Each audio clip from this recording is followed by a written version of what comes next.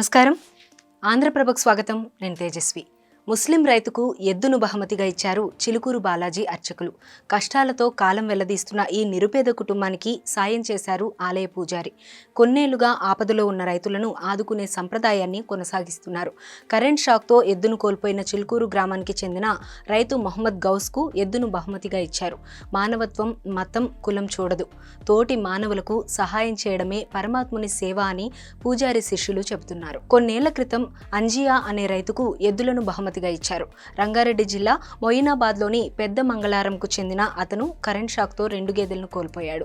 గత 2 ఏళ్లలో పిడుగుపాటు లేదా మరేదైనా ప్రమాదంలో పశువులు మరణించిన రైతుల దుస్థితిని చూసి చలించిపోయిన చిలుకూరు ఆలయ ప్రధాన అర్చకుడు సిఎస్ రంగరాజన్, గోసేవ ఔత్సాహికుడు పవన్ కుమార్ సహాయంతో రాష్ట్ర వ్యాప్తంగా అనేక మంది రైతులకు సహాయం చేశారు. గతంలో కరెంట్ షాక్తో పశువులను కోల్పోయిన సిద్దిపేటకు చెందిన రైతుకు బాలాజీ దేవాలయం ఆవును అందించింది.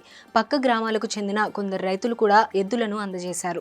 ఆపదలో ఉన్న రైతులను ఆదుకునేందుకు ముందుకు రావాలని ప్రధాన అర్చకులు కోరారు.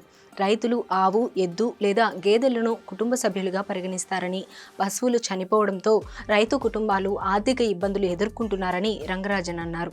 రైతులను ఆదుకునేందుకు పశువును బహుమతిగా ఇచ్చే కార్యక్రమాల్లో ప్రతి ఒక్క మానవతావాది పాల్గొనాలని చిలుకూరు బాలాజీ ప్రధాన అర్చకులు రంగరాజన్ కోరారు.